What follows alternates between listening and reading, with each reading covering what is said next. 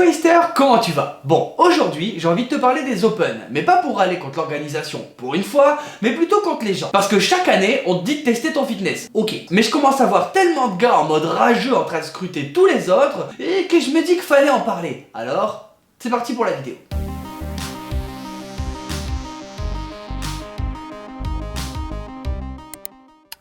Ah, les Open. D'où le problème? Il y a concrètement 3 types de personnes qui les font. Ceux qui payent pour voir leur classement au niveau mondial, donc j'ai envie de te dire un petit peu les pratiquants normaux. Ceux qui sont un petit peu radins et qui vont le faire, allez, pour s'amuser si ça les botte. Mais bon, cette partie je te l'ai déjà expliqué dans d'autres vidéos, il suffit de cliquer. Et ceux qui sont en fait très peu.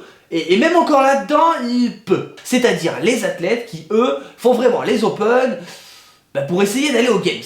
Donc une fois que t'as compris ça, tu peux décider de te mettre dans la première et la deuxième catégorie. T'as bien compris que la troisième, c'était normalement pas pour toi.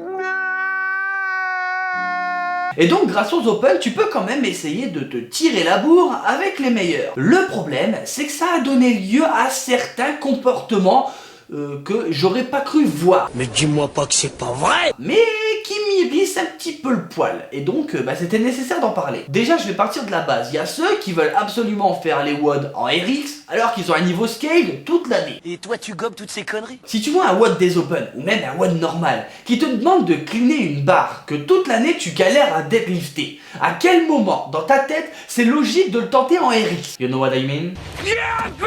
La seule chose que tu vas arriver à faire si t'as de la chance, c'est ne pas te blesser. Les Open, c'est un peu vendu comme la fête du CrossFit. Mais attention, le RX, c'est pas accessible à tous. À la base, faut pas oublier quand même que ça sert de qualification au CrossFit Games. C'est beau, le cramer. Oh là là. Et donc réussir avec un bon temps ces entraînements, c'est réservé aux meilleurs. Et si pour toi finir un WOD en RX est synonyme d'être dans un fauteuil roulant,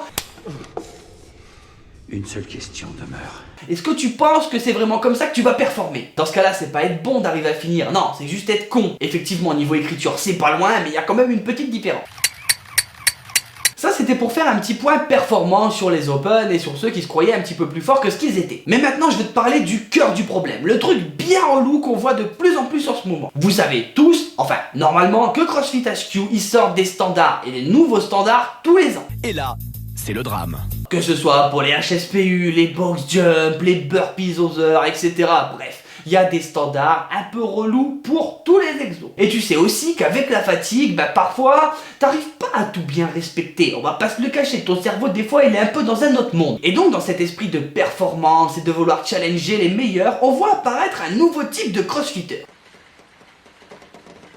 À l'image des critiques ciné qui arrivent à dire qu'un film c'est de la merde ou que c'est mal fait, alors que eux, la seule chose qu'ils ont réussi à faire dans le monde du cinéma, c'est ne pas renverser leur pot de popcorn pendant qu'ils regardaient. Là, on commence à voir des mecs en train de scruter de ouf en mode image par image pour savoir si tous les athlètes, ils vont respecter tous les standards au millimètre près. Et leur but ultime, c'est de leur dire qu'il y a des no-reps. Et arriver à se sentir un petit peu supérieur en mode, ouais, s'ils sont aussi bons, c'est parce qu'ils respectent pas les standards.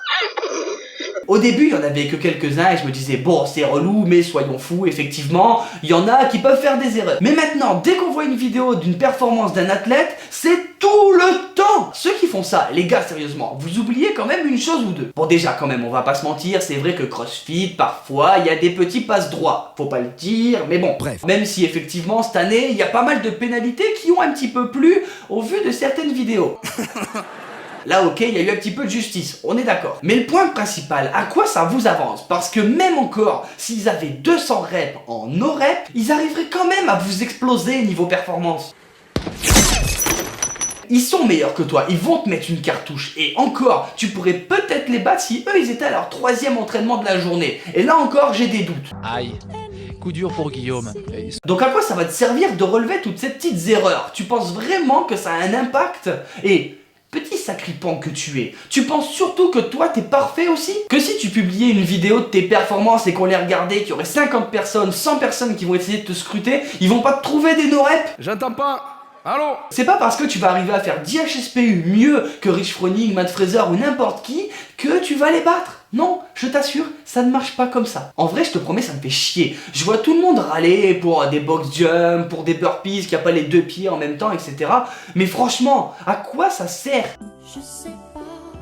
C'est inutile de vouloir rager à ce point-là. Dans plusieurs vidéos que j'ai faites, j'ai pu te dire une phrase et qui est toujours d'actualité. C'est toujours plus simple de critiquer quelqu'un pour le rabaisser que d'essayer de travailler pour essayer de s'élever à son niveau. C'est comme ça qu'on gagne. Alors dis-moi la vraie question pour toi qui prône le no pay no gain. Tu préfères rager, critiquer et perdre ton temps? Ou alors prendre ta voiture, ton vélo, tes jambes, tout ce que tu as besoin pour aller à ta box, te challenger et arriver justement à pas faire de nos rêves?